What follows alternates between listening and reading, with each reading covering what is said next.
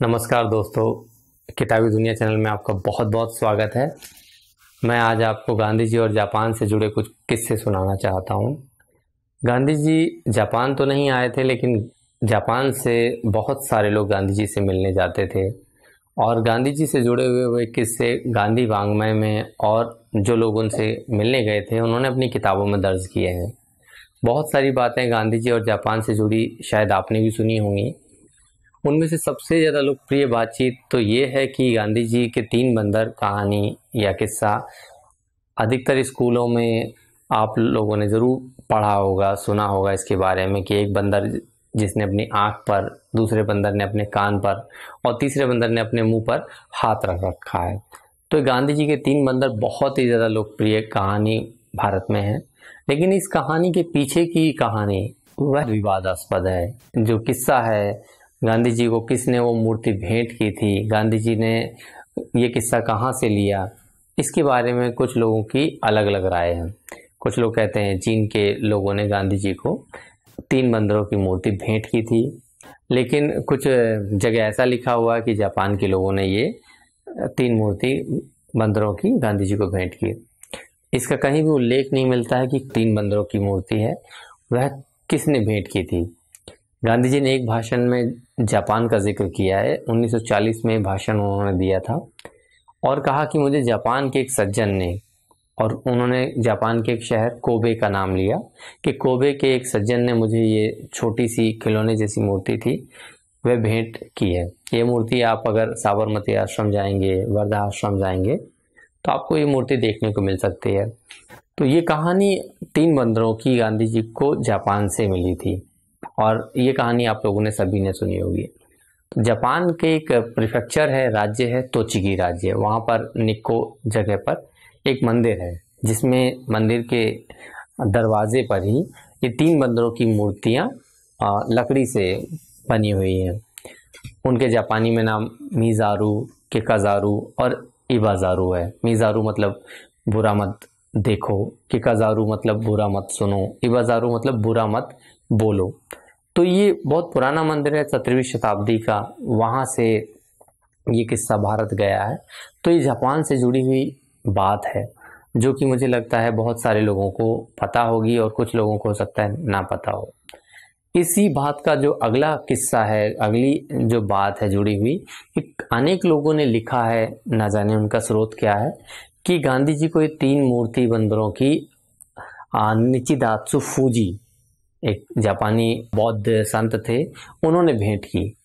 लेकिन मुझे बहुत खोजने पर, बहुत लोगों से पूछने पर भी निचिदात्सु फूजी और तीन बंदरों की जो मूर्ति है उसका संबंध देखने को नहीं मिला। उन्होंने ये मूर्ति गांधी जी को भेंट की, इसका भी कोई उल्लेख नहीं मिलता है। लेकिन निचिदात्सु फूजी और गांधी जी की भेंट होती है, ये दर्ज है। ये भेंट होती है 4 अक्टूबर 1933 को। गांधी जी के वाङ्मय में ये घटना दर्ज है और निचिदात्सु फूजी के बारे में अब हम किस्सा सुनाएंगे और गांधी जी के साथ उनका संबंध भी जानेंगे। वे गांधी जी के प्रशंसक थे। गांधी जी के बारे में जापान में 1924 में ही शायद एक किताब निकली थी, ये सबसे पहली किताब रही होगी। तो गांधी जी यहाँ भी दुनिया की तरह लोकप्रिय हो चुके थे। निचिदात्सु फूजी 1931 में भारत पहुँचते हैं और गांधी जी से मिलने का समय मांगते हैं, लेकिन गांधी जी चूँकि देश भर के काम में व्यस्त हैं, देश भर के लोग, दुनिया भर के लोग उनसे मिलना चाहते हैं, मिलने आते हैं, तो समय नहीं मिल पाया। और निचिदात्सु फूजी, जिन्हें गांधी जी ने बाद में नाम दिया फूजी गुरुजी, वे उनसे मिलने के लिए समय मांगते हैं, लेकिन 2 साल बाद जाकर उनको ये मौका मिलता है कि वे गांधी जी से भेंट कर पाए। और भेंट होती है वर्धा सेवाग्राम आश्रम में।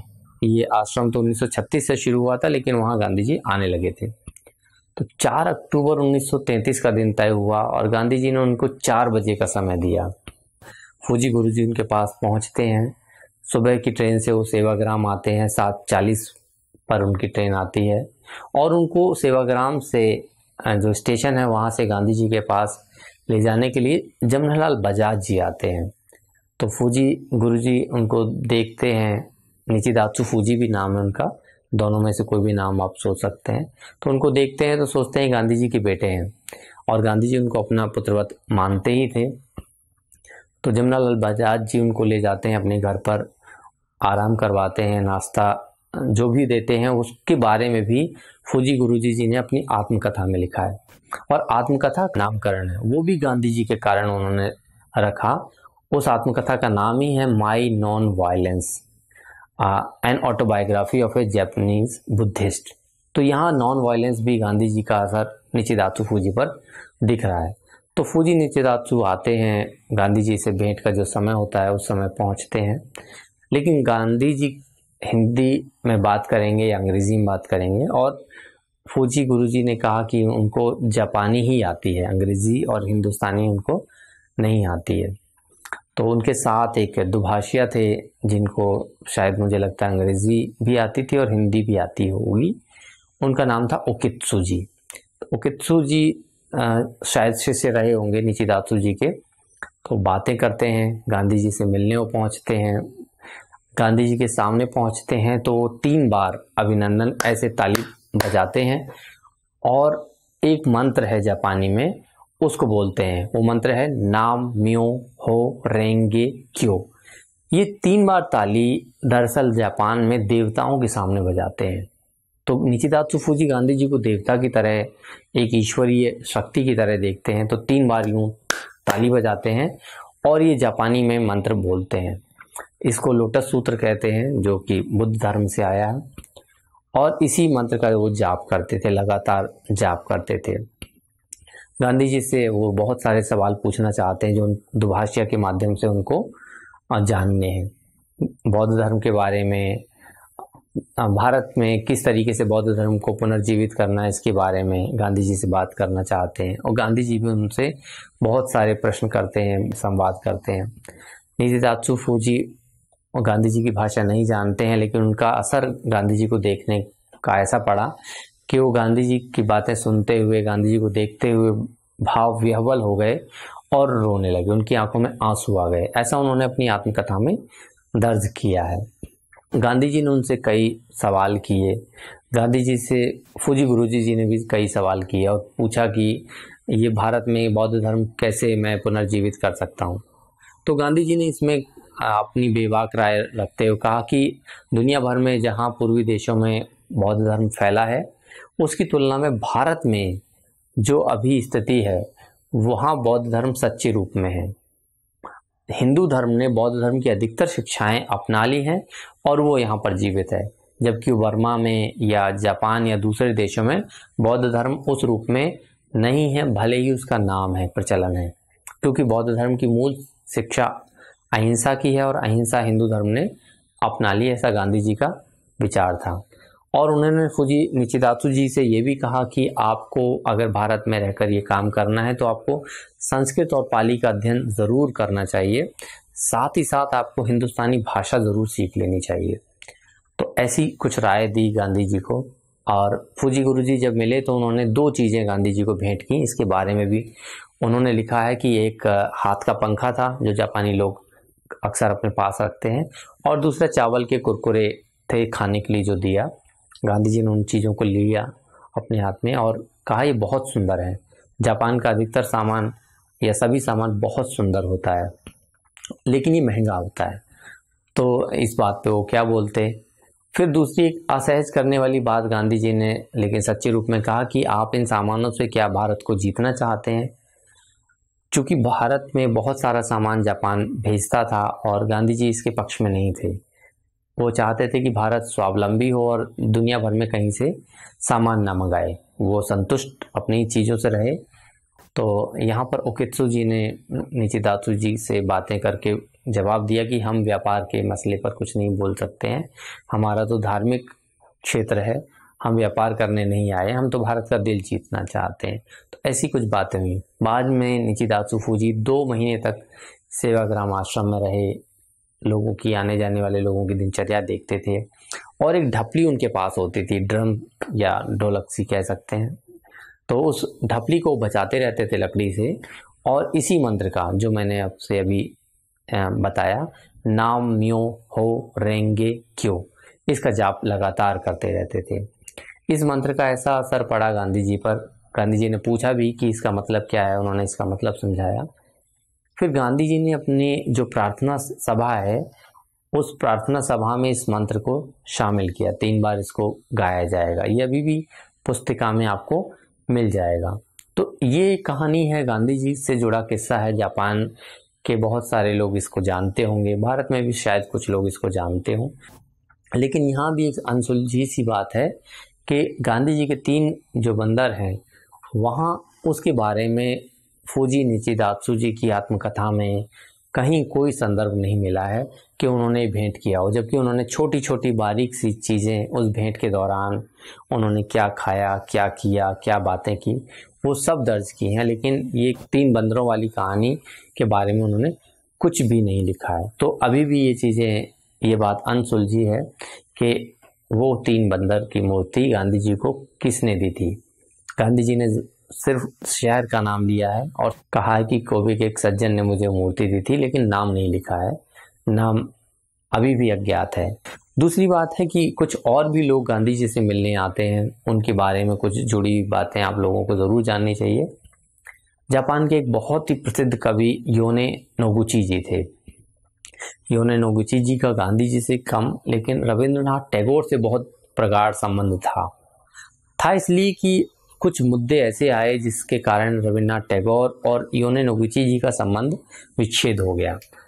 दरअसल जापान उस समय चीन पर, उससे 20-30 साल पहले रूस पर हमला कर चुका था, उनको विजित कर चुका था, और वह कोरिया में और आसपास के जितने भी क्षेत्र हैं उस पर अपना शासन जमाता जा रहा था। साम्राज्यवादी उसकी जो पहल थी उसको कई लोग पसंद नहीं करते थे, लेकिन जापान के लोग इसकी मुखालफत नहीं करते थे। वहाँ के दार्शनिक, जापान के कवि, विचारक भी जापान की इस मामले में मुखालफत नहीं करते थे। लेकिन कुछ लोग थे जो आगे बढ़कर आए और जापान के इस काम की उन्होंने आलोचना की। फूजी गुरुजी भी उनमें से एक थे। उन्होंने भी जापान द्वारा चीन पर जो आक्रमण हुआ 1935 के आसपास, उसका उन्होंने विरोध किया। तो योने नोगुची जी जो कवि थे, कवि हृदय थे, बहुत प्रसिद्ध थे, उन्होंने टैगोर से बातचीत की और उनका रुख जापान के पक्ष में था और चीन पर उनका जो जापान का कब्जा था या हमला था उसको वो एक तरीके से न्याय संगत मानते थे। टैगोर ने कहा ये गलत है। टैगोर की जो राष्ट्रवाद पर अवधारणा है वो आप जानते होंगे। योने नोगुची जी की अलग अवधारणा थी। वो सोचते थे कि जापान ये चीन के साथ अच्छा काम कर रहा है, इससे चीन का भला होगा। तो टैगोर ने उनसे संबंध विच्छेद किया। 1936 में वो गांधी जी से मिलने पहुंचे। तो गांधी जी ने मिलते ही उनसे, पहले तो शायद मिलने के लिए मना किया होगा या मिलने की स्थितियां नहीं थी, क्योंकि गांधी जी बहुत बीमार थे उस समय, अपने बिस्तर पर लेटे हुए थे।